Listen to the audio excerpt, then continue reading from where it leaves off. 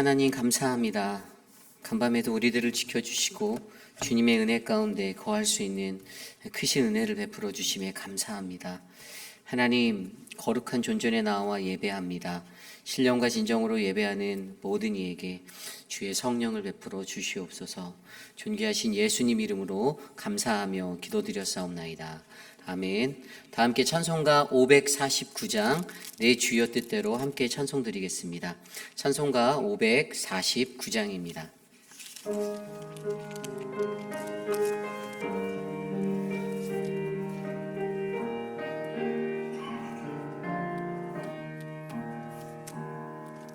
내 주여 뜻대로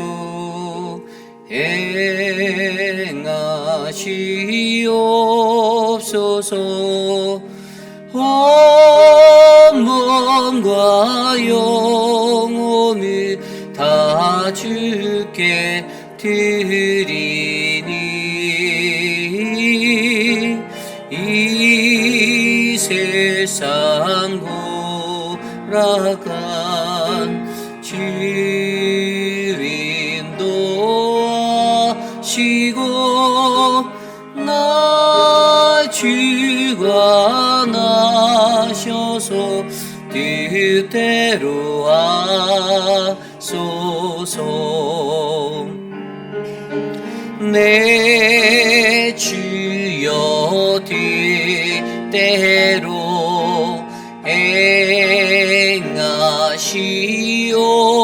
행하시옵소서. 긴 근심 중에도 낙심케 마소서. 주님도 때로는 울기도 하셨네. 나 주가 나셔서 뜻대로 하소서. 내 주여 뜻대로 행하시옵소서. 내 모든 이들을 다 주께 맡기고 저 천성 향하여 고요히 가리니 살든지 죽든지 뜻대로 하소서.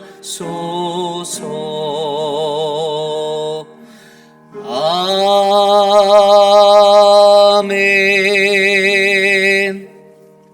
오늘 드릴 예배를 위해서 함께 기도합니다. 하나님, 거룩하신 주의 존전에 나와 예배합니다. 주의 말씀 앞에 선 우리들에게 신령한 주님의 은혜를 베푸시고 하나님의 뜻을 발견할 수 있는 참된 지혜를 허락하옵소서. 우리 시간 오늘 드릴 예배 가운데 성령 하나님이 이곳에 임재해달라고 함께 간구합니다. 하나님 감사합니다. 우리의 예배를 기뻐 받으시는 하나님 우리의 예배 중에 좌정하여 주시고 우리의 예배 가운데 하나님의 은혜를 베풀어 주시기를 간절히 소망합니다. 하나님, 한 주 동안 세상에 살면서 하나님 이런저런 모습으로 하나님 어렵고 힘든 하나님 우리들의 삶들을 굽어 살펴주신 하나님 우리들을 강하신 주의 팔로 붙잡아 주셔서 하나님의 은혜가 우리에게 넘치도록 인도하여 주시는 하나님을 바라보게 하시니 감사합니다. 하나님, 오늘 거룩한 주의 존전에 나와 예배하는 모든 이들에게 성령 하나님의 은혜를 베푸시고 말씀의 지혜를 여시고 우리의 영이 열려서 우리의 눈과 마음의 문이 열려서 하나님을 들여볼 수 있는 거룩한 만남의 시간 될 수 있도록 도와주시옵소서. 하나님, 우리의 삶을 주께 올려드리오니 이 예배를 기뻐 받아주시고 우리의 예배 가운데 자정하여 주시옵소서.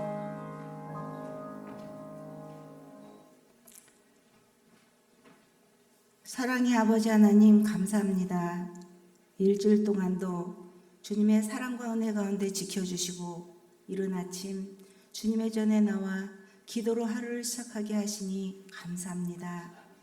주님 말씀대로 산으로 하면서도 말로나 생각으로나 입으로 지은 죄를 고백합니다. 예수님의 보혈의 피로 저희들의 마음과 생각을 깨끗이 씻어주시고 죄의 죄를 용서하여 주시옵소서. 마음이 아픈 자 있습니까? 몸이 아픈 자 있습니까? 이 시간 아버지 하나님께서 친히 찾아가 주시어 아픈 마음, 아픈 상처 안수하시고 만져주시어 몸도 마음도 회복해 하시고 건강한 마음과 몸으로 주님의 전에 나와 기쁨으로 함께 예배할 수 있게 도와주시옵소서.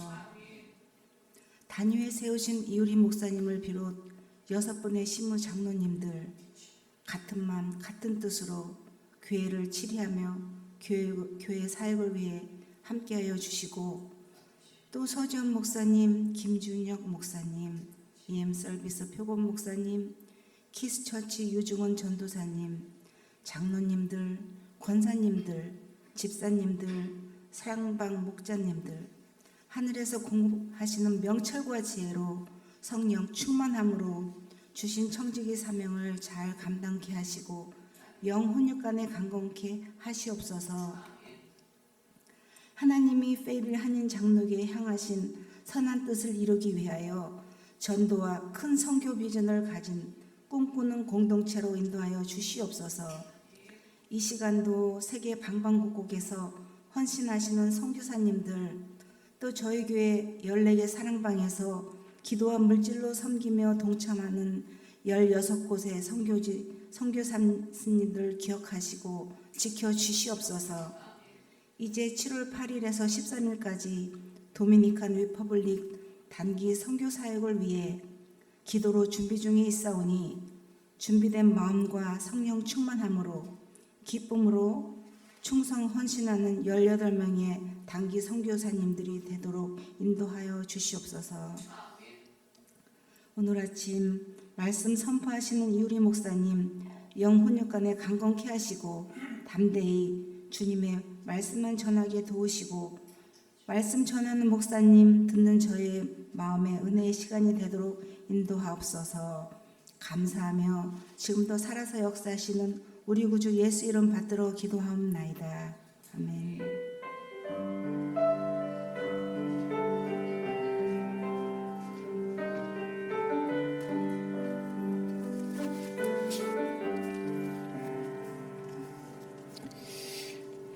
오늘 우리에게 주신 하나님의 말씀 사도행전 11장 1절에서 18절까지의 말씀입니다. 사도행전 11장 1절에서 18절, 저와 여러분이 한 절씩 교독하시고 마지막 18절 한 목소리로 합독합니다.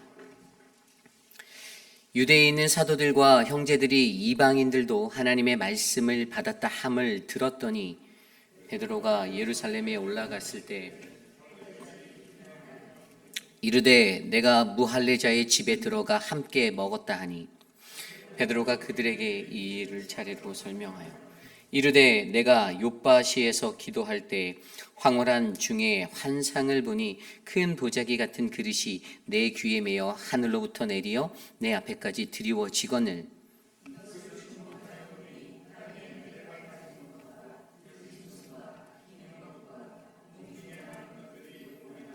또 들으니 소리 있어 내게 이르되 베드로야 일어나 잡아 먹으라 하거늘 내가 이르되 주님 그럴 수 없나이다.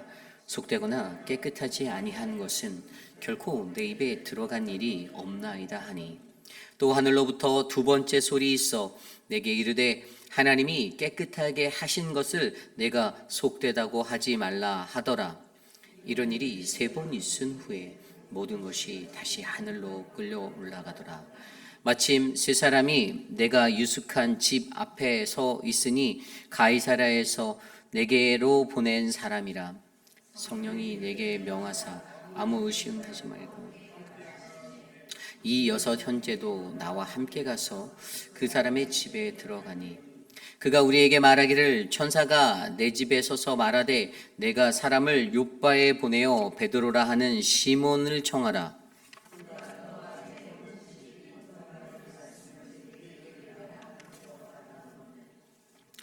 내가 내가 말을 시작할 때 성령이 그들에게 임하시기를 처음 우리에게 하신 것 같이 하는지라. 내가 주의 말씀에 요한은 물로 세례를 베풀었으나 너희는 성령으로 세례를 받으리라 하신 것이 생각났노라. 그런즉 하나님이 우리가 주 예수 그리스도를 믿을 때에 주신 것과 같은 선물을 그들에게도 주셨으니 내가 누구이기에 하나님을 능히 맡겠느냐 하더라. 그들이 이 말을 듣고 잠잠하여 하나님께 영광을 돌려 이르되 그러면 하나님께서 이방인에게도 생명 얻을 회개를 주셨도다 하니라. 아멘. 논쟁 속 비난을 이기는 지혜라는 말씀의 제목으로 하나님 말씀 전하겠습니다. 논쟁 속 비난을 이기는 지혜. 우리가 공동체에서 신앙생활이라는 그 신앙인으로 살아갈 때 공동체 안에 크고 작은 논쟁의 일들이 일어날 때가 있습니다. 어떠한 일에 대해서 이것은 이렇고 이것은 저렇고 이렇다 저렇다라는 각자의 생각들이 다 다르기 때문에 충분히 일어날 수 있는 일인데요. 그러나 그러한 논쟁의 자리에 설 때 한 가지 우리의 얼굴을 찌푸리게 하는 것은 그 논쟁 속에서 나와 생각이 다른 이들을 향하여서 비난을 하거나 비판을 하게 되는 그러한 현상들이 있을 때가 있다라는 것이죠. 오늘 우리가 바라보고 있는 이 초대교회의 모습 안에서 그러한 현상들이 일어났습니다. 이방인들을 향해서 복음을 전해야 하는가, 전하지 말아야 하는가가 그 핵심인데요. 그런데 그러한 삶의 모습이 어찌 보면 저와 여러분, 우리들 안에도 여러 가지 모습으로 존재할 수 있다는 것들을 우리로 하여금 생각해 합니다. 그렇다면 이 공동체 안에서 우리가 가지고 있는 이런 논쟁의 자리에서의 서로를 비난하는 모습들을 이겨내기 위해서 우리는 어떻게 해야 하는가를 함께 말씀으로 묵상해 보고자 합니다.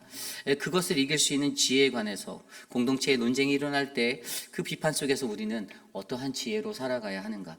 오늘 우리에게 주시는 말씀 안에서 하나님이 주시는 거룩한 그 은혜의 방법들을 발견하시는 우리 모두가 되기를 간절히 소망합니다. 오늘 가장 먼저 말씀을 들여다보면요, 오늘 말씀에 드러나 있는 것에 그 이야기 중에 하나가요, 바로 서로 비난하는 모습들이 일어나고 있는 현상을 우리에게 보여주고 있습니다. 그런데 그 비난이 어떠한 비난인가 들여다보면 첫 번째로 본질에서 떠난 비난이 일어난다라는 것이죠. 본질에서 떠난 비난이 일어난다. 오늘 말씀 1절에서 3절까지 말씀입니다.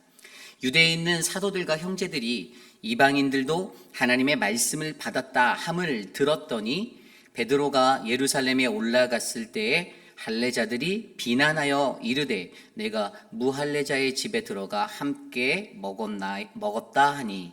아멘. 자, 여러분, 이 말씀 1절부터 3절까지의 말씀을 좀 자세히 들여다보기 원합니다. 유대에 있는 사도들과 형제들이 소식을 들었습니다. 어떤 소식을 들었나요? 1절에 나온 대로 이방인들도 하나님의 말씀을 받았다라는 소식이에요. 복음을 접했다라는 소식을 듣게 되었죠.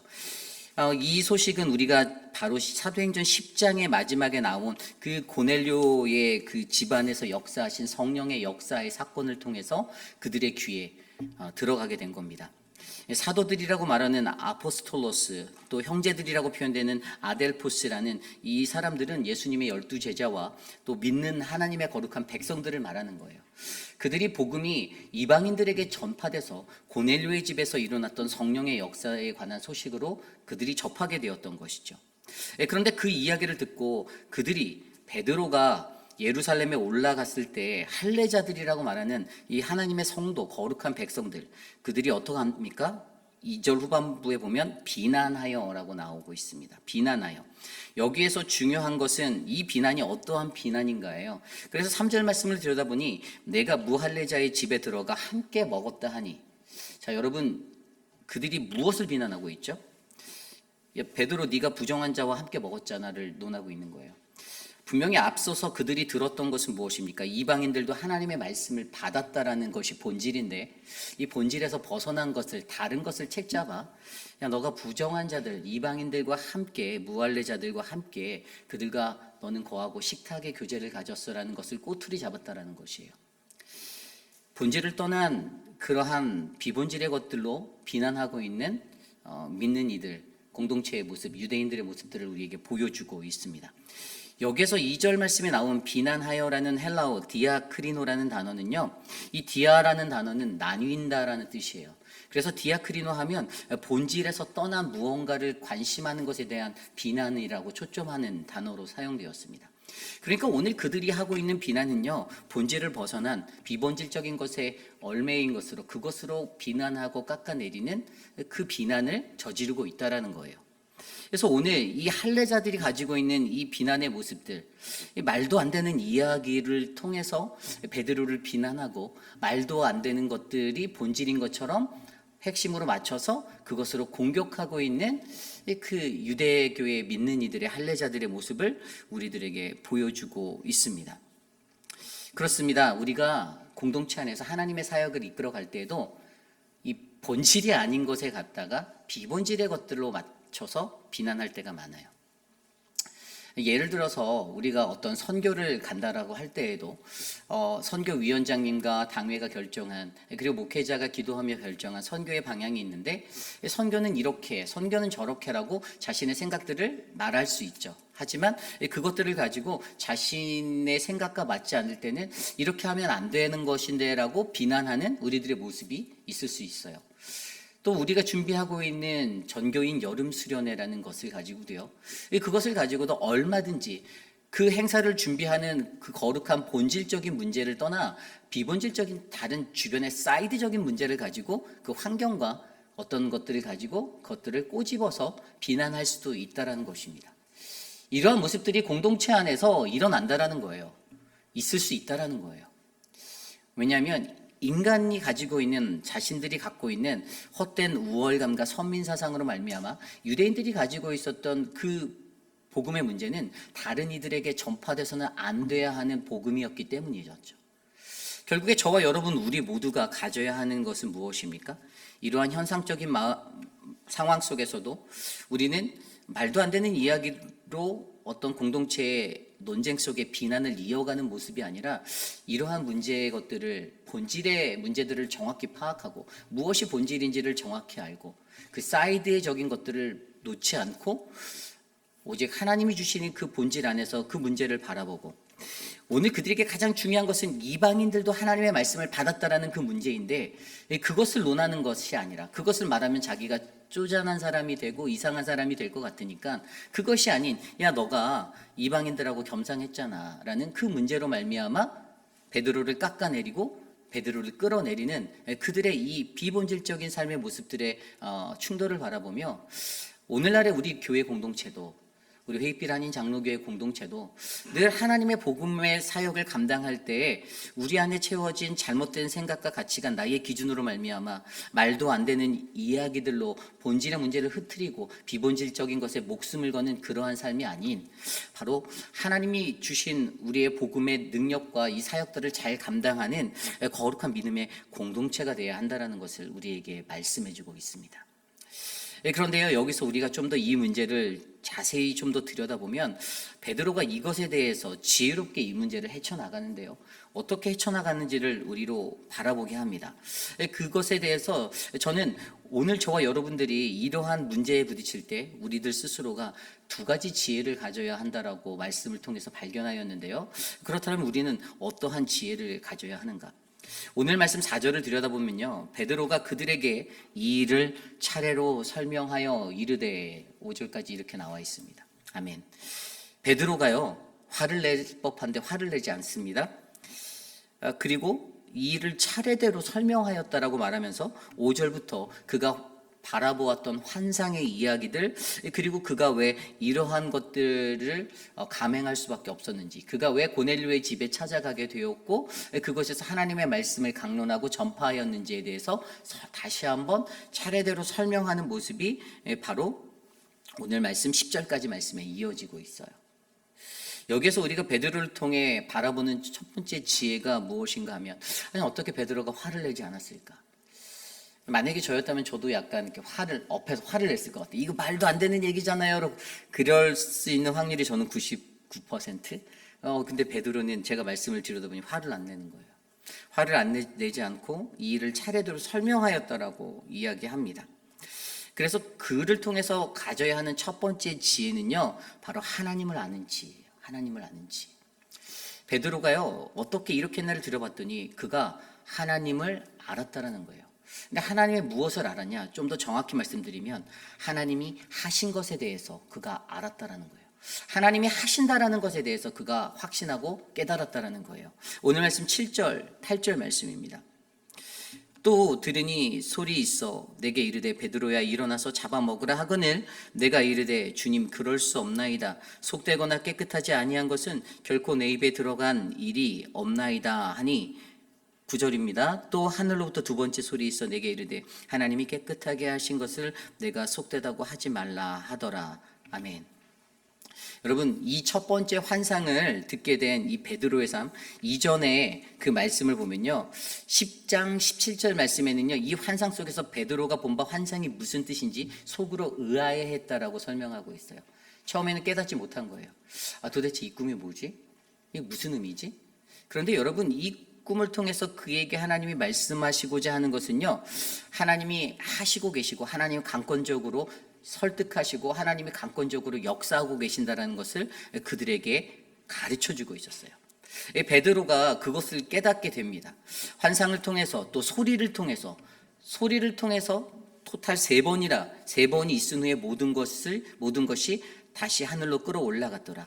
이 환상 속에서 하나님의 환상을 보여주시고 하나님의 음성으로 그를 부르셔서 말씀하시는 그 소리를 들려주신 것이 두 번 반복되면서 이것이 바로 하나님 그분이 갖고 계신 의지이고 하나님의 뜻이다라는 것을 그에게 말씀해 주는 거예요.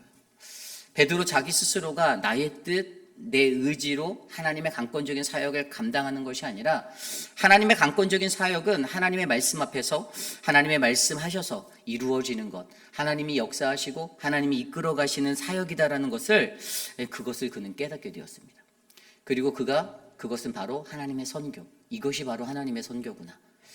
우리의 계획과 우리의 생각과 내가 가지고 있는 것들로서 하나님의 선교를 끌어가는 것이 아니라 하나님이 계획하시고 하나님이 강권적으로 역사하시고 계속해서 하나님이 나의 강팍한 마음, 우리의 완고함, 그제 말씀에서 들었던 그 욥바라는 우리들의 완고함의 자리, 내가 절대 놓치지 않는 나의 마지노선의 그 자리들이 깨어지도록 하나님이 계속해서 우리에게 설득하고 계신다라는 사실을 베드로가 깨달았을 때, 그가 그것을 깨달을 때 화 안 내고 나도 너희들을 하나님처럼 설득하겠다라는 이 행동의 모습으로 나아가고 있다는 것이죠. 이게 굉장히 중요한 거예요. 그래서 여러분, 가장 중요한 것은요, 하나님을 알면 내가 보인다는 것입니다. 하나님을 알면 내가 보입니다. 하나님을 모르기 때문에 자꾸만 나만 보이는 거예요. 나 자신이 하나님보다 더 크기 때문에 그 자리에 놓여져 있기 때문에 그 큰 나의 생각과 나의 것들만 놓여져 있으니 하나님이 아무리 설득해도 내 귀에 들리지 않고 내가 변화되지 않고 내가 바뀌지 않냐는 것, 이것들이 바로 우리들의 삶에 있을 수 있다는 것이죠. 베드로가 하나님이 하셨다라는 것들을 깨달은 그 가장 강력한 구절이 15절에 나와 있는데요, 내가 말을 시작할 때 성령이 그들에게 임하시기를 처음 우리에게 하신 것 같이 하는지라. 아멘. 여러분, 이 이야기가 굉장히 중요한데요, 자신이 말을 할 때 그들에게 고넬료 집안에 가갖고 그 하나님의 말씀을 우리가 듣겠습니다, 우리에게 말씀해 주세요라고 했을 때, 그가 그 말씀을 전했을 때 자기 스스로가 전하면서 성령이 자기에게 임하며 강권적으로 역사하시는 것. 여러분, 근데 여기서 가장 중요한 게 무엇인지 아나요? 이 초대교회에서 굉장히 큰 사건이 사도행전 2장에 무엇이었습니까? 오순절 마가의 다락방 사건이죠. 그때 120명의 사람들에게 강권적으로 역사한 성령으로 말미암아 그 자리에 있던 유대인들이 하나가 되어서 성령으로 말하고 성령으로 듣고 성령의 그 강권적인 역사를 느끼게 됐던 성령의 사건이, 근데 그것이 유대인들에게만 해당된 사건인 줄 알았는데 어떻게 해요? 고넬료라는 그 사람의 집에서도 동일하게 일어났다는 거예요. 그 집에서도 성령이 임하셔서 성령으로 말미암아 그들에게 강권적으로 일어나는 이 성령 세례의 역사가 일어나서 그러한 것들을 그가 직접 경험하였더니 그의 마음의 깨달음이 하나님이 일하시니 이 성령이라는 것은, 이 성령 세례라는 것이 하나님을 믿었던 유대인들에게만 부어지는 것이 아니라 이방인들을 향해서도 동일하게 부어지는구나라는 것들을 그가 깨닫게 되었다는 사실입니다. 그렇습니다. 그래서 그가 17절에 뭐라고 고백합니까? 17절에 이렇게 고백하죠. 그런즉 하나님이 우리가 주 예수 그리스도를 믿을 때에 주신 것 같은 선물을 그들에게도 주셨으니 내가 누구이기에 하나님을 능히 막겠느냐 하더라. 아멘. 이게 결론이에요. 하나님을 알았더니, 하나님이 하신다라는 것을 알았더니, 그가 깨달았더니 내가 하는 것이 아니구나라는 나 자신이 보이고 나의 연약함이 보이고, 그래서 성령이 일하시고 그 하나님이 일하셔서 성령의 선물을 동일하게 모든 이에게 부어주신다라는 그 은혜를 깨닫게 되었다라는 사실을, 그래서 내가 하나님을 막을 수 없다, 우리가 누구이기에 하나님을 감히 막겠느냐라고 고백하는 그 자리에 서게 된다라는 것입니다. 여러분, 이게 신앙의 굉장히 중요한 원리예요. 신앙생활을 할 때 우리가 생각하고 계획하는 것들이 있죠. 뭐 교육부 안에서도 마찬가지입니다. 주일학교나 유스, 또 어르신들이 속해 있는 각 기관들 모두 다 마찬가지예요. 내가 한다라는 생각으로 그 일들을 감당할 때는요, 내 것이 이루어지지 않을 때는 속상하고요, 화가 나고요, 비난하기 일쑤입니다. 지도층을 쉽게 비난하고 왜 이렇게 하냐, 왜 저렇게 하냐, 그렇게 말하기 쉬워요. 그런데 하나님이 하신다라고 믿으면요, 오히려 그 시간에 하나님이 그 리더십들을 향해서 나로 하여금 기도하게 만드신다라는 거예요. 하나님의 성령의 강권적인 역사로 우리 교회 리더십들을 붙잡아 주십시오. 교육위원회 위원장에게, 사역자들에게 성령을 부어 주십시오. 교회 목회자들에게, 시무장로님들에게 성령을 부어 주십시오라고 간구하게 된다는 거예요. 그러므로 여러분, 정말로 우리에게 가장 귀한 은혜는요, 바로 하나님을 아는 것입니다. 하나님이 행하시는 것을 아는 거예요. 하나님을 아는 것이 지식의 근본이라고 말한 이유가 바로 이것입니다. 모든 사역의 시작은요, 하나님입니다. 그리고 모든 사역의 마침도 하나님입니다. 우리는 그냥 쓰이는 도구가 될 뿐입니다. 그 도구된 나를 인정하는 것, 하나님이 행하시고 하나님이 이끄신다라는 것을 인정하는 것, 이것이 굉장히 중요하다는 거예요. 그리고 앞서 설명드린 대로 하나님이 그러한 우리들에게, 하나님을 알지 못한 우리들에게 어떻게 하십니까? 두 번째 소리가 8절에 나오는데, 두 번째 소리가 있어. 계속적으로 강권적으로 하나님이 내가 너희를 설득할게, 내가 너희에게 말해줄게 라고 말씀하시며 우리에게 말씀하시는 거예요. 말씀을 통해서 계속 말씀하시는 거예요. 그런데 그 음성을 듣고도 깨닫지 못하는 것, 이것은 우리의 무지함이고 우리의 어두운 눈 때문이라는 것이죠. 우리의 눈이 깨어지고 우리의 영이 열리고 하나님이 무슨 말씀을 하시는지, 하나님께서 도대체 왜 나에게 이 말씀을 반복적으로 하시는지를 내가 마음의 눈을 열어 들어서 내 삶의 변화로 가져와야 한다는 것, 이것은 저와 여러분 우리들의 몫이라는 것입니다. 그러기에 여러분, 지혜를 가지는 것, 이 논쟁 속에 비난을 이길 수 있는 지혜를 가지는 것, 첫 번째, 하나님을 아시길 바랍니다. 하나님은 어떠한 분이십니까? 하나님은 우리에게 알파와 오메가 되시는, 처음과 끝이 되시는 분이십니다. 그가 시작이고 그가 마침입니다. 내가 시작이고 내가 마침이 아니에요. 우리 교회의 모든 사역도 알파와 오메가는 하나님이십니다. 그래서 교회에서 일어나는 그 어떠한 모든 사역들 하나하나 여러분들 하나님이 행하신다라고 생각하시고 동참해 주시기를 부탁드립니다. 그 사역들을 위해서 기도해 주시기를 부탁드려요. 우리 한 학기 동안에 한국 학교가 잘 마쳐지고 또 오늘 이제 늘푸른 대학이 종강을 합니다. 어르신들을 위해서 교회가 열심히 준비해, 특별히 정말 티 하나 안 내고 수고하신, 주방에서 수고하신 주방팀이 있어요. 매주마다 맛있는 식탁의 만찬을 우리 어르신들께 제공해 주신 그 그룹이 있어요.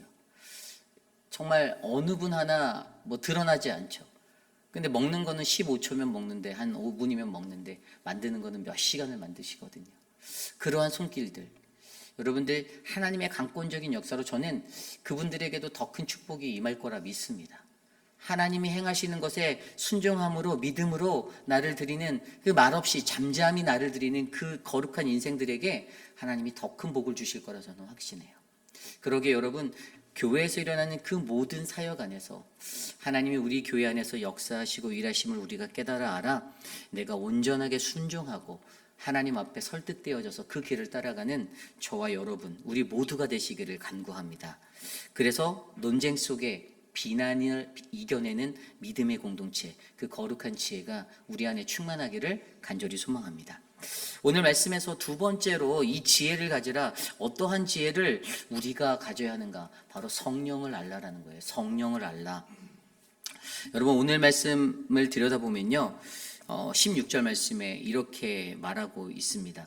내가 주의 말씀에 요한은 물로 세례를 베풀었으나 너희는 성령으로 세례를 받으리라 하신 것이 생각났노라. 17절, 그런즉 하나님이 우리가 주 예수 그리스도를 믿을 때 주신 것과 같은 선물을 그들에게도 주셨으니 내가 누구이기에 하나님을 능히 막겠느냐 하더라. 아멘. 여러분, 요한은 물로 세례를 베풀었다라고 이야기합니다. 그렇죠? 우리가 잘 알고 있는 이 성령 세례, 어떻게 성령 세례를 이해하십니까? 많은 사람들은 성령 세례하면 내가 무언가 은사를 받고 내가 무슨 능력을 받는 것에 대해서 생각합니다. 그러나 성경에서 말하는 성령 세례는요, 이것은 구원에 관한 이야기를 하는 거예요. 성령 세례를 받았다 하면요, 구원을 받는 것입니다. 마태복음 3장 11절 12절에 이렇게 나와 있습니다. 요한이 고백합니다. 나는 너희로 회개하게 하기 위하여 물로 세례를 베풀었거니와 내 뒤에 오시는 이는 나보다 능력이 많으시니 나는 그의 신을 들기도 감당하지 못하겠노라. 그는 성령과 불로 너희에게 세례를 베푸실 것이요 손에 키를 들고 자기의 타작마당을 정하게 하사 알곡은 모아 곡간에 들이고 쭉정이는 꺼지지 않는 불에 태우시리라. 아멘. 성령 세례에 관한 정확한 답은요, 예수님께서 오셔서 자신은 물로 세례를 줬지만 그분은 메시아, 그분은 성령과 불로 너희에게 세례를 베푸실 거라 말했어요. 근데 여기서 나오는 게 성령과 불이에요. 여러분, 성령과 불 무엇을 의미할까요? 그 뒤에 12절에 나와 있었던 알곡은 모아 곡간에 들이고 쭉정이는 꺼지지 않는 불에 태우시리라. 성령은 구원이고 불은 심판입니다. 이 성령 세례라고 말하는 것은요, 우리로 하여금 성령 세례, 바로 그분의 권능, 그분의 은사를 내가 받는 것, 이런 것으로 표현할 수 있지만 가장 정확한 그 표현은요, 이것은 바로 우리에게 구원이라는 것이 임한다라는 것을 설명하는 거예요. 구원. 성령의 구원.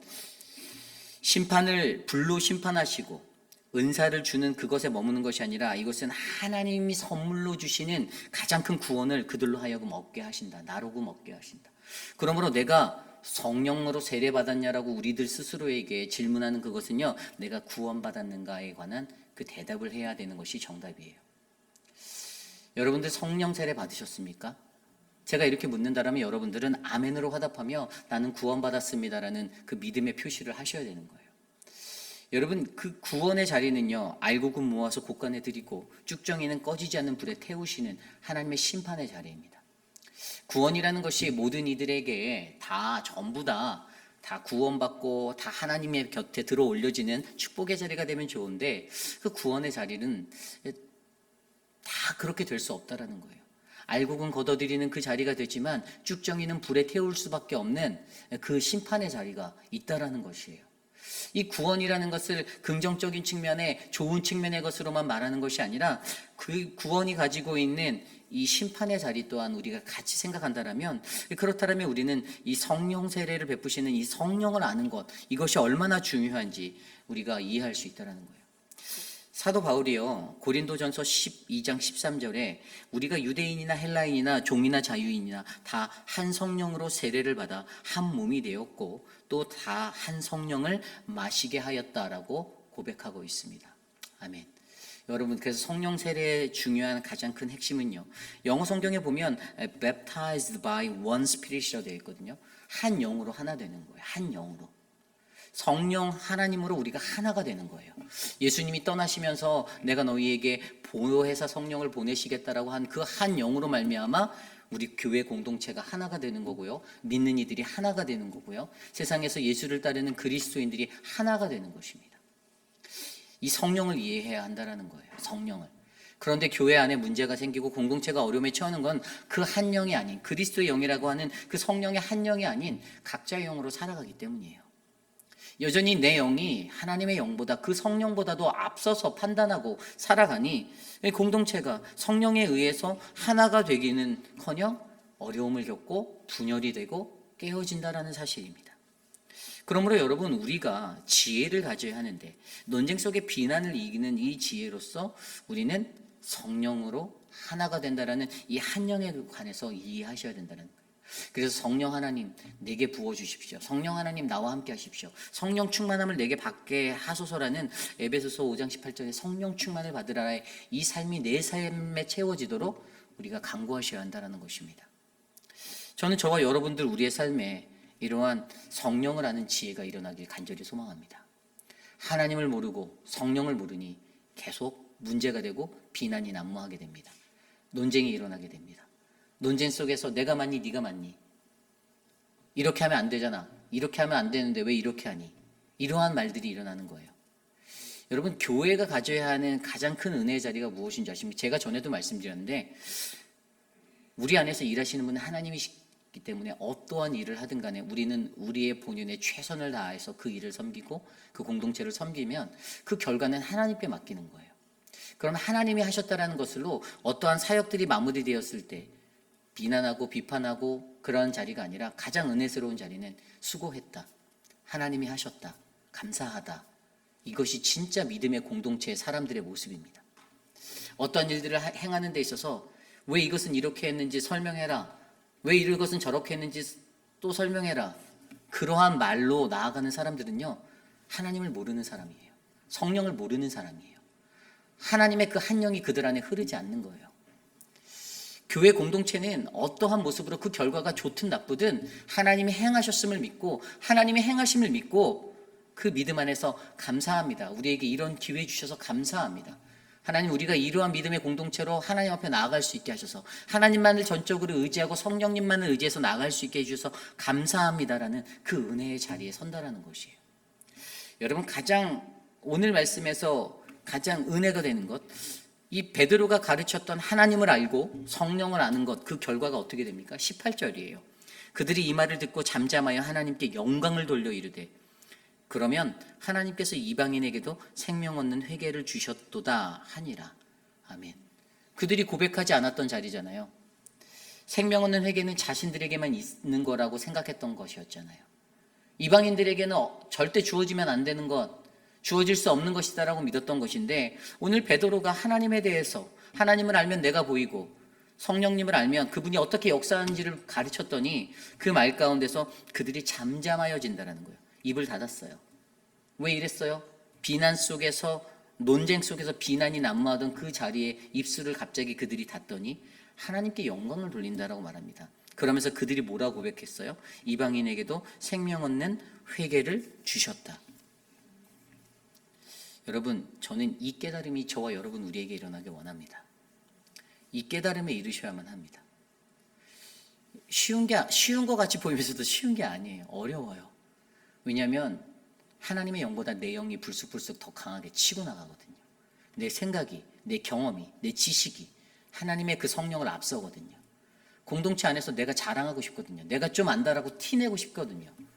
쉽지 않다라는 거예요.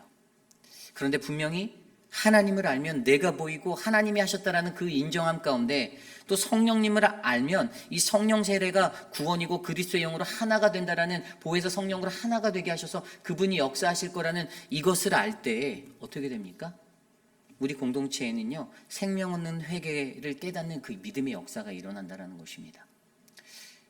그래서 하나님의 거룩한 공동체의 사역은요, 여러분, 저희가 어떠한 목적을 두고, 우리가 외적인 부흥의 목적을 두고 이것들을 하는 것이 아니라 우리의 내면의 깨달음의 영적인 부흥을 위해서 하나님의 교회가 성경 공부를 하고, 하나님의 교회가 전도 노방 전도를 하고, 하나님의 교회가 한국 학교를 하고, 하나님의 교회가 늘푸른 대학을 하고, 하나님의 교회가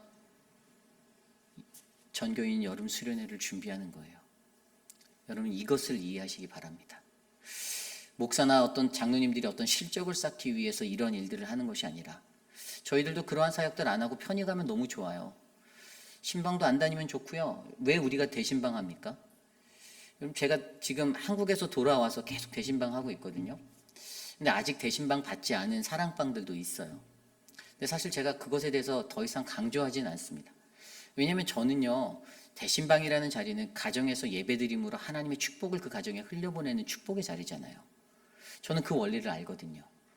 그런데 교회가, 공동체가 그 기회를 여러분께 열어드렸는데 여러분들의 삶의 여건과 환경들이 어렵지만 뭐 피치 못해서 못 받는 분들도 계시죠. 그러나 저는 그 기회가 왔을 때 담원 10분이라도 20분이라도 그곳에서 예배드려서 하나님의 은혜가 그 가정에 채워지기를 바란다는 거예요. 그 믿음의 삶을 교회는 계속해서 제공합니다. 성경 공부의 자리도 계속해서 열어드립니다. 역으로 말해서 안 하면 제 몸이 편해지고 제가 신경 쓰지 않을 거예요. 더 편할 거예요. 우리 목회자들이 좀 더 편하게 아침에 그냥 출근해서 대충 좀 시간 때우다가 집에 퇴근하고 저희가 갈 수 있는 여유가 생길 겁니다. 그런데 좌우를 둘러봐도 여백 없이, 여유 없이 하루 종일 아침부터 열심히 뛰어가는 이유는 단 하나입니다. 우리는 하나님께 부름받은 자들로서 그 일을 통해서 여러분들이 하나님의 성숙한 믿음의 사람으로 성장하길 원한다는 거예요. 이 영적인 원리를 깨닫길 바란다는 거예요. 교회가 어떻게 움직이고 하나님의 진정한 교회는 어떻게 이끌려가는지를 여러분들이 영으로 느끼길 바란다는 거예요. 저는 저희 교회가 그 하나님의 역사하심 가운데 한복판에 놓여진 성령 충만한 교회 되길 원합니다. 하나님을 알고 성령을 알고 말로써 논쟁하고 이건 이렇다 저렇다가 아니라 그 논쟁이 일어날 때 여러분이 이 영적인 원리로 다른 이들에게 권면하십시오. 그래서 그것들을 잠재워 주세요. 우리가 말로 해서 그 교회가 바뀝니까? 공동체가 바뀝니까? 아니에요. 하나님의 역사하심을 눈으로 바라보라고, 어떻게 일하시는지를 바라보라고, 내가 하나님을 알고 성령을 알아서 이 공동체가 어떻게 이끌림을 받는지를 배우라고, 그것에 대해서 도전하고 권면하는 믿음의 공동체가 우리 회익빛 한인 장로교회가 되기를 간절히 축원합니다. 이 시간 그러한 마음으로 함께 찬양을 부르기 원해요. 세상을 사는지 정말 정신없이 살아가는 이 세상 속에서 인간의 소리들이 난무하는 그 상황 속에서도 나의 마음이 먹먹함에 잠겨올 때에도 그때 우리가 행복을 느낄 수 있는 것은 그것은 바로 하나님이 계시기 때문입니다. 성령님이 계시기 때문이에요. 그러한 마음으로 함께 이 찬양을 드리며 나아가겠습니다.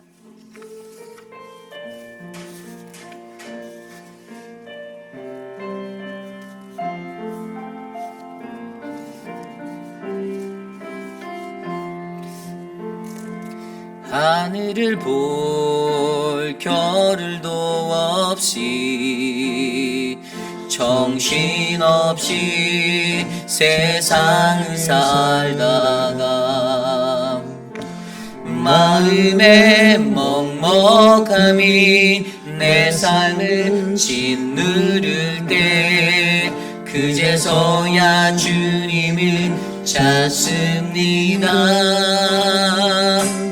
행복을 느낄 겨를도 없이 분주하게 세상을 살다가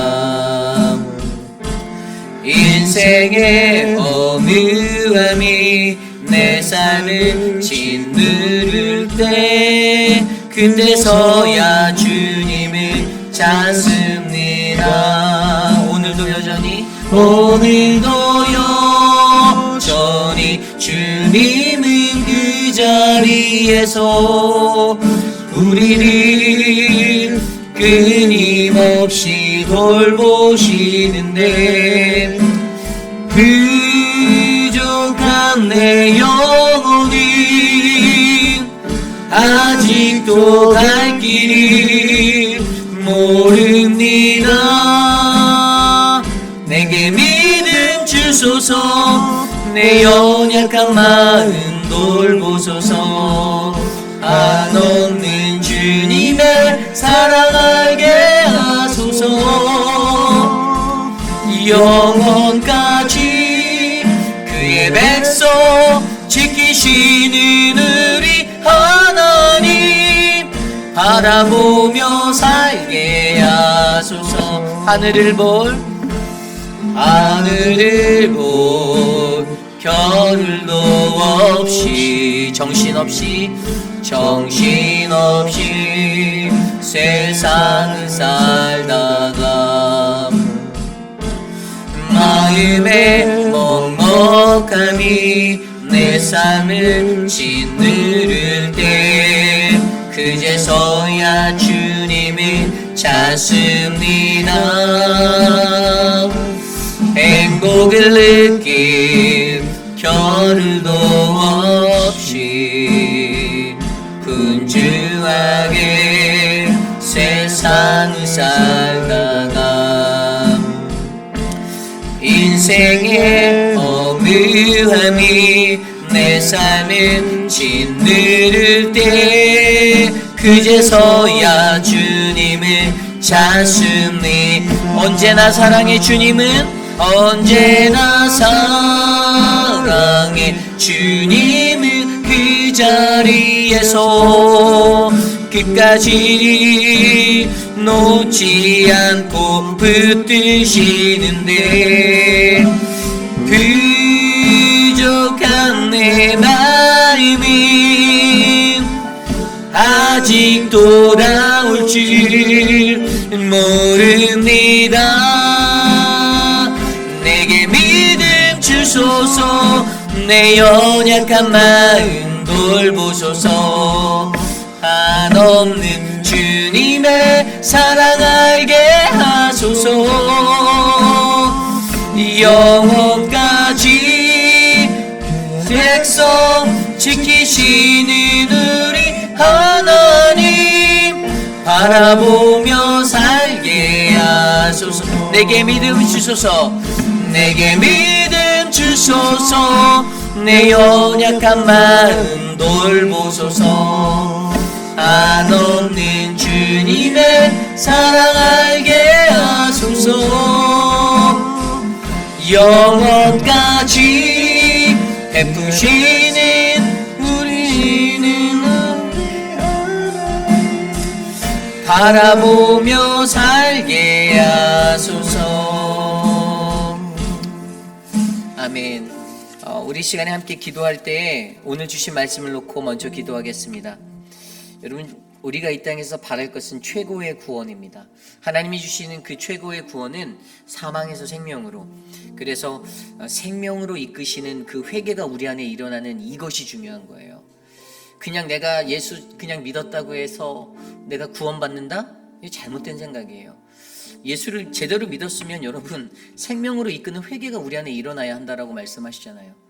생명으로 이끄는 회개가 없는데 그냥 예수만 믿었다고 해서 내가 구원받는 것이 아니라 가장 최고의 구원의 자리인 바로 생명으로 이끄는 회개가 우리 안에 불길같이 일어나는 거예요.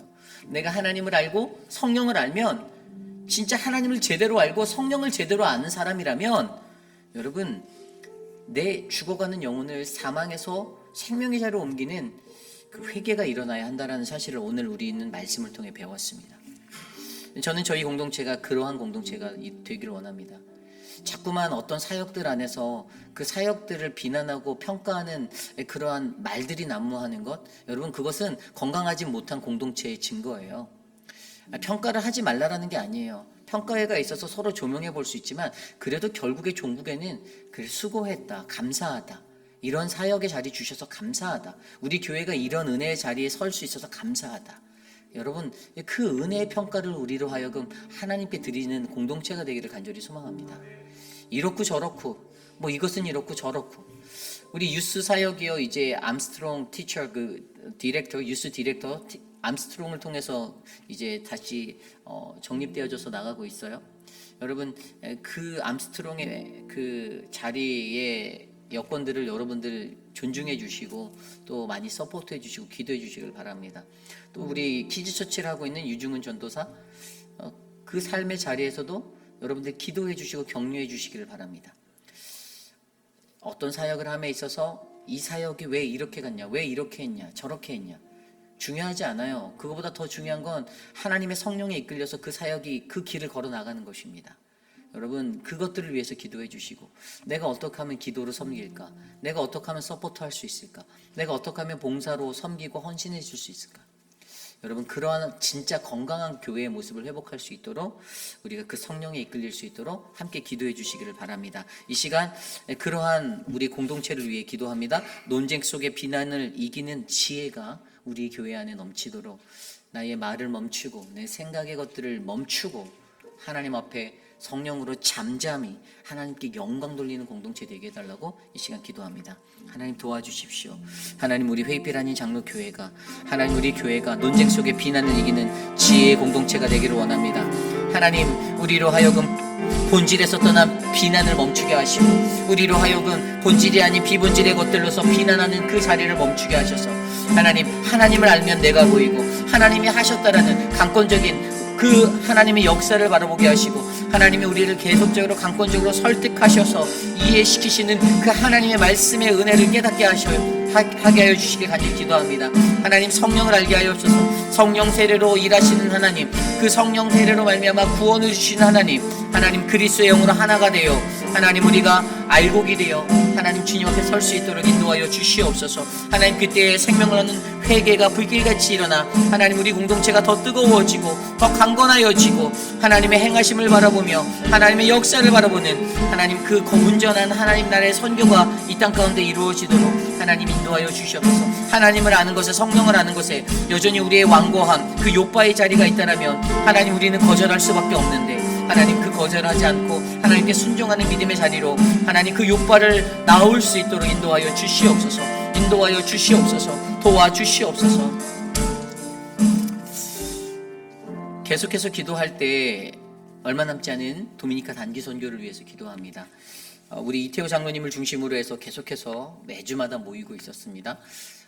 이제 저희 교회가 선교위원회와 어떤 플랜으로 나아가냐 하면요, 저희가 6월 달부터 일주일에 한 번씩 저희가 줌으로 기도회 미팅을 하려고 합니다. 줌을 활용하는 이유는 여러분들의 오고 가는 그것에 좀 교회로 모이는 것이 힘들까봐 일상 후에 좀 참석할 수 있도록 단기팀과 또 참여하기 원하시는 분들에게 줌 링크를 오픈해서 저희가 일주일에 한 번씩 저녁에 한 8시 반 정도, 9시, 8시 반 정도인데요. 8시나 그때쯤에서 아직 시간은 정확히 정하지 않았는데 저희가 줌으로 선교를 위한 기도회를 가지려고 해요.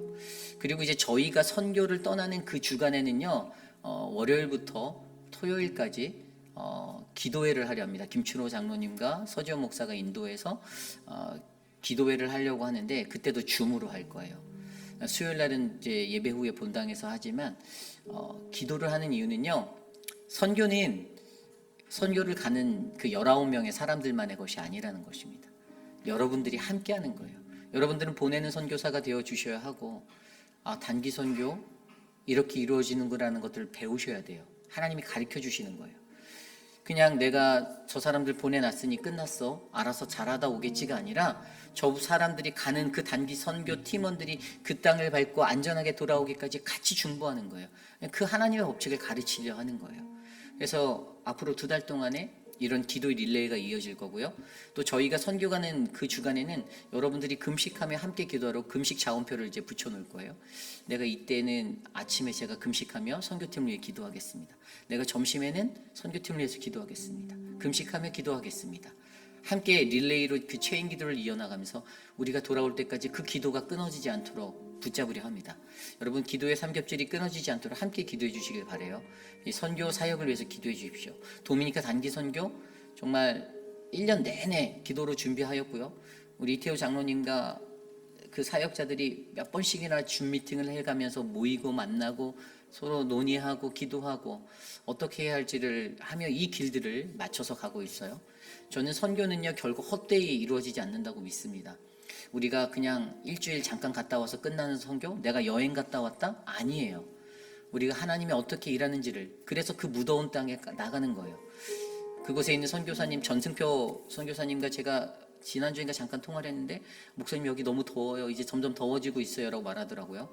작년에 가신 분들은 알지만 7월 달에 무더위가 시작되는 그때에 우리는 근데 에어컨이 돌아가지 않는 그곳에서 그냥 하나님을 의지해서, 선풍기바람 의지해서 그곳에 거해야 돼요.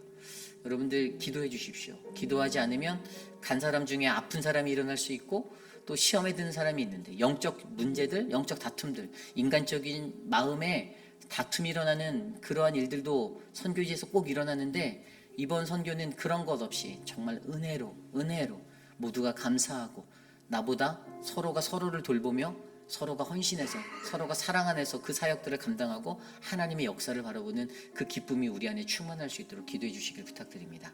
그래서 저희는 이번 선교를 준비하며 온 교회가 같이 기도하는 이 시스템을 마련했어요. 여러분들 이것을 위해서 함께 기도하겠습니다. 하나님 도와주십시오. 하나님 선교는 하나님이 하시고 하나님이 주체가 되시고 하나님이 일하시는 것임을 우리가 믿고 있습니다. 하나님 이번 단기 선교를 준비하며 온 교우가 한 마음으로 함께 가기 원합니다. 하나님 우리 교우들이 함께 기도하게 하여 주시고 하나님 자원하여 기도하게 하시며 하나님 기도의 자리에 충만하게 하여 주시옵소서.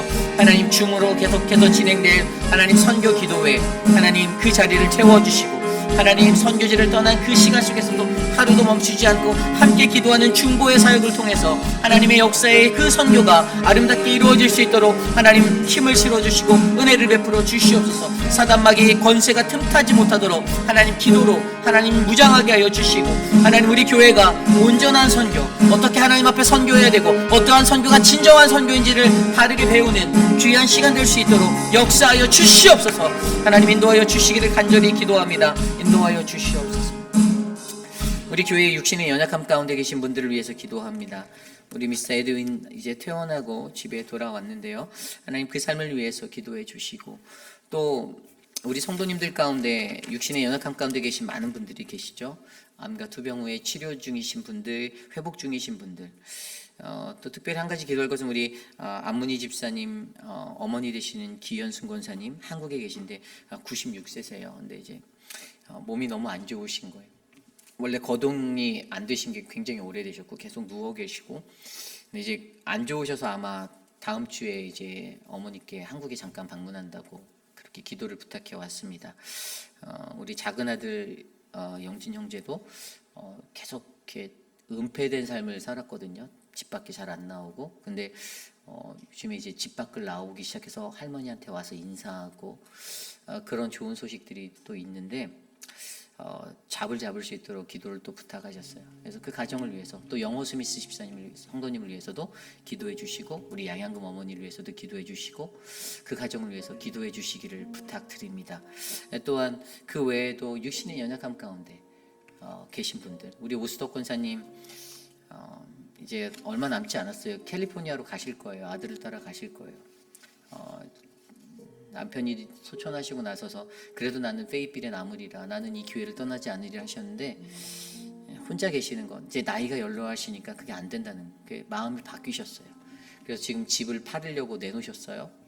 아마 몇 달 안에 이제 정리가 되고 떠나실 텐데 권사님을 위해서도 기도해 주시고 그 외에 많은 분들을 위해서 기도해 주십시오. 여러분 이게 우리의 현실입니다. 하루하루 지나갈수록 내가 노쇠해지고 내가 연약해지고 그래서 사실 하나님 없이는 우리가 안 되는 거예요. 여러분 우리 사랑하는 성도들이 건강할 수 있도록 기도해 주시길 부탁드립니다. 강건한 모습으로 인생의 사는 마지막까지 안전하게 사실 수 있도록 주의 평화를 누리도록 함께 이 시간 기도합니다. 하나님 도와주십시오. 하나님 은혜를 베풀어 주십시오. 육신의 연약함 가운데 계신 분들을 지켜주십시오. 사랑하는 진정숙 집사님 하나님 새 힘을 주십시오. 사랑하는 한영숙 집사님 은혜로 붙잡아 주십시오. 유광현 집사님 하나님의 은혜로 채워주시고 박문자 집사님에게 주의 능력을 나타내시고 박장순 권사님의 회복을 도와주시고 하나님 은혜를 베풀어 주시옵소서. 하나님 한국에 방문 중이신 김영우 장로님 안전하게 박원료 권사님 안전하게 돌아오도록 지켜주십시오. 사랑하는 박정숙 권사님 건강을 주시고 하나님 은혜를 채워주시고 하나님 김영 권사님에게 새 힘을 주시며 하나님의 은혜를 베풀어 주시옵소서. 육신의 연약함 가운데 좌절하고 넘어지지 아니하도록 붙잡아 주시고 사랑하는 앙금네 어머니 하나님의 사랑으로 만져주시고 하나님 굳건히 만져주시고 붙잡아 주시기를 기도합니다. 인도하여 주시옵소서. 도와주시옵소서. 우리 안문희 집사님 그 마음을 위로하여 주시고 새 힘을 주시고 주님의 은혜로 성령 충만케 하여 주시옵소서. 우리 마지막으로 기도합니다. 내일 있을 주일 예배를 위해서 기도합니다. 저는 예배가 살아야 공동체가 회복되고 가정이 살아난다라고 믿는 사람입니다. 예배가 중요합니다. 늘 말씀드리지만 예배가 정말 중요해요. 내가 어떠한 마음으로 예배 드리는가, 내가 어떠한 모습으로 주님 앞에 서는가. 우리 교회 회의빛 한인 장로교회는 정말 성령의 역사하심이 임재하는 교회가 되길 원합니다. 하나님의 말씀을 들을 때 내 영이 깨어서 사람의 소리로 듣지 아니하고 하나님의 말씀으로 듣는 공동체, 그 믿음의 공동체가 일어나길 원합니다. 저는 우리 교회가 그러한 예배를 드리는 믿음의 예배자들로 채워지기 원하고요. 그러한 예배가 내일 드려질 KM의 예배와 EM의 예배와 우리 아이들의 예배 가운데 일어나서 정말 성령 하나님이 기뻐하시는 가장 최고의 예배로 하나님께 상달되어질 것을 확신합니다. 그래서 여러분 예배를 위해서 기도해 주십시오. 말씀을 전하는 자들의 그 중심을 다스려 달라고, 저들의 입술을 만져 달라고, 하나님의 말씀을 선포할 때 담대하게 사람의 눈치 보지 않고 사람의 생각 가운데 휘둘리지 아니하고 오직 하나님의 말씀만을 전하게 해달라고 저와 표곤 목사님, 유중훈 전도사에게 지혜와 영을 강건케 해달라고 기도해 주시고요. 또한 예배에 참여한 모든 회중들, 그들로 하여금 하나님과 교통할 수 있는 지혜 달라라고, 또 곳곳에서 섬기는 우리 도우미 섬김이 분들, 안내, 또 미디어 팀, 또 각 분야에서 수고하시는 주방의 모든 봉사팀들 은혜를 달라라고 이 시간에 함께 내일 예배를 위해 기도한 후에 제가 기도하고 축도로 마치겠습니다. 하나님 감사합니다. 우리의 삶을 만져주십시오. 하나님 우리에게 오순절 성령의 그 다락방, 아가의 다락방과 같은 성령의 역사를 하나님 우리에게 베풀어 주시옵소서. 하나님 오순절의 그 성령의 영적인 축복이 우리에게 임하게 하여 주시고 한 성령으로 말미암아 우리가 치유받고 주님을 만나는 감격과 감동이 일어나게 도와주시길 간절히 기도합니다. 하나님 초대교회의 그 뜨거움이 회복되어지는 예배가 우리 안에 일어나게 하시고 하나님 내일 주시는 말씀 안에서도 주님의 은혜를 누리고 주님과 교제하는 거룩한 성령의 역사가 일어나도록 하나님 돌보아 주시옵소서. 성령 하나님 역사하여 주시옵소서. 임재하여 주시옵소서. EM의 예배를 지켜주시고 표곤 목사님에게 힘을 주시고 유중훈 전도사에게 힘을 주셔서 하나님 전하는 말씀의 능력이 나타나게 하시고 모든 회중들의 삶이 하나님의 말씀으로 통하여서 변화되고 주님을 만나는 놀라운 역사를 경험케 하여 주시옵소서. 인도하여 주시옵소서.